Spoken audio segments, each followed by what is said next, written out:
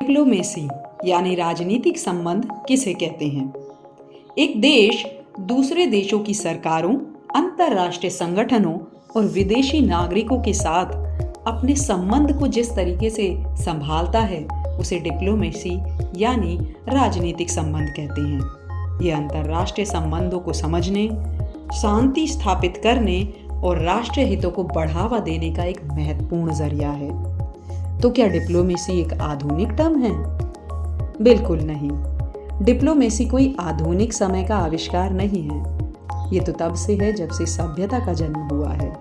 प्राचीन समय में भी मानव समुदाय एक दूसरे से रॉ मटेरियल्स, विचारों और सांस्कृतिक परंपराओं का आदान प्रदान करते ही रहे हैं। भारत की हड़प्पन सभ्यता के इजिप्ट और मेसोपोटामिया के साथ व्यापारिक संबंध थे और ये इस बात का प्रमाण है कि मनुष्य प्राचीन काल से ही राजनीतिक संबंधों का इस्तेमाल अपने हितों के लिए करता आया है।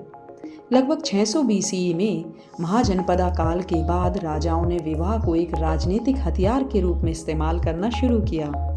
शांति स्थापित करने, मित्रता बढ़ाने और साम्राज्य को बढ़ाने के लिए विवाह का आम तौर पर यूज किया गया और ये एक प्रथा की तरह बन गया। कुछ साम्राज्यों ने युद्ध का सहारा लिया और युद्ध के जरिए उन्होंने अपने साम्राज्य का विस्तार किया। लेकिन अगर हम बौद्ध धर्म का देखें तो बौद्ध धर्म के अनुयायियों ने अपने विचारों को संवाद, प्रचार और राजाओं के समर्थन के जरिए एशिया भर में फैलाया। देखिए एग्जाम्पल, सम्राट अशोक के समय में इसका प्रभाव कितना ज़्यादा बढ़ गया और सम्राट अशोक का समय हमें दिखाता है कि धर्म भी एक प्रभावशाली सॉफ्ट पावर बन सकता है।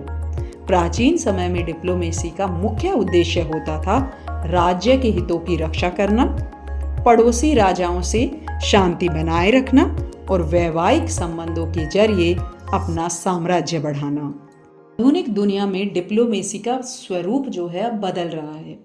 हालांकि आज भी डिप्लोमेसी का मुख्य लक्ष्य राष्ट्रीय हितों की रक्षा है, लेकिन अब इसका क्षेत्र बदल चुका है। सीमाओं का विस्तार अब मुख्य मुद्दा नहीं रहा, बल्कि आर्थिक विकास डिप्लोमेसी के केंद्रीय विषय बन चुके हैं। आज के समय में क्लाइमेट चेंज, स्वास्थ्य संकट और प्राकृतिक संपत्ति की रक्षा करने के लिए देश आपस में मिलकर काम कर रहे हैं। ये एक नई तरह की डिप्लोमेसी को जन्म दे रहा है, जहां देश न केवल अपने हितों की रक्षा कर रहे हैं बल्कि पूरे मानव समाज की रक्षा के लिए डिप्लोमेसी का इस्तेमाल किया जा रहा है। लेकिन डिप्लोमेसी की जरूरत क्यों है? ये दुनिया लगातार बदल रही है। ये बदलाव नए अवसर भी लाते हैं और नई चुनौतियां भी। इन बदलावों का सामना करने के लिए डिप्लोमेसी बहुत आवश्यक है। तो हम अब डिस्कस करेंगे कि डिप्लोमेसी की आवश्यकता क्यों है। तो सबसे पहला कारण है तकनीक और सहयोग के लिए।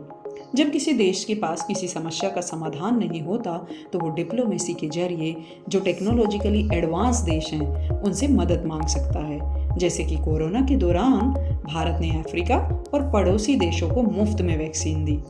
दूसरा कारण, युद्ध और संकट के समय पर। तो कभी कभी युद्ध के दौरान देश बीच का रास्ता निकालने की कोशिश करते हैं, तो ऐसे समय पर वो किसी तीसरे देश की मदद ले सकते हैं, संधि कर सकते हैं या मध्यस्थता कर सकते हैं। तीसरा कारण, आर्थिक सहयोग के लिए।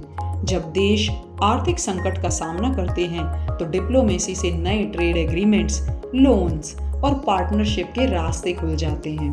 जैसे कि भारत ने एशियान के साथ फ्री ट्रेड एग्रीमेंट साइन किया है, जिससे भारत में बनने वाले जितने भी उत्पाद हैं एशियान देशों में आसानी से बेचे जा सकते हैं और व्यापार को बढ़ावा दिया जा सकता है। चौथा कारण, वैश्विक समस्याएं। क्लाइमेट चेंज, पैंडेमिक, आतंकवाद, ये ऐसी समस्याएं हैं, ऐसे मुद्दे हैं जो सीमाओं तक सीमित नहीं हैं। ऐसे में कई सारे देश साथ आकर इन समस्याओं का सामना करते हैं। COP समिट और G21 ऐसे प्लेटफॉर्म हैं जो इन समस्याओं का समाधान निकालने की कोशिश करते हैं संयुक्त रूप से। पांचवा, नागरिकों की सुरक्षा के लिए हमें डिप्लोमेसी की जरूरत है, क्योंकि एम्बेसीज, कॉन्सुलेट्स अपने देश के नागरिकों की सुरक्षा में मदद करते हैं। जैसे कि ऑपरेशन गंगा। तो जब यूक्रेन और रशिया का युद्ध हुआ, ऑपरेशन गंगा के तहत भारत ने यूक्रेन से अपने स्टूडेंट्स को वापस बुलाया। छठा कारण राजनीतिक एवं रक्षा गठबंधन।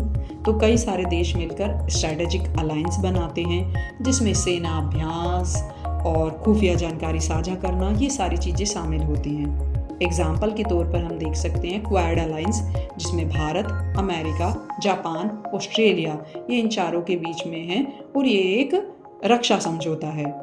साथ ही साथ महत्वपूर्ण संसाधनों की आपूर्ति, तेल, गैस, रेयर अर्थ मिनरल्स जैसे संसाधनों के लिए डिप्लोमेसी से एग्रीमेंट्स होते हैं जो आर्थिक और तकनीकी प्रगति में बहुत ज़्यादा मददगार और बहुत महत्वपूर्ण होते हैं। तो इन सभी कारणों की वजह से हमें डिप्लोमेसी की बहुत आवश्यकता है।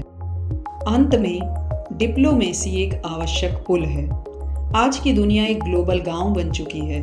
हम सब एक दूसरे पर निर्भर हैं। ऐसे में डिप्लोमेसी एक ब्रिज के रूप में काम करता है जो देशों के बीच रिश्ते बनाता है, विवादों का समाधान करता है, सहयोग को बढ़ावा देता है और हर देश को एक ग्लोबल परिवार का हिस्सा बनाता है।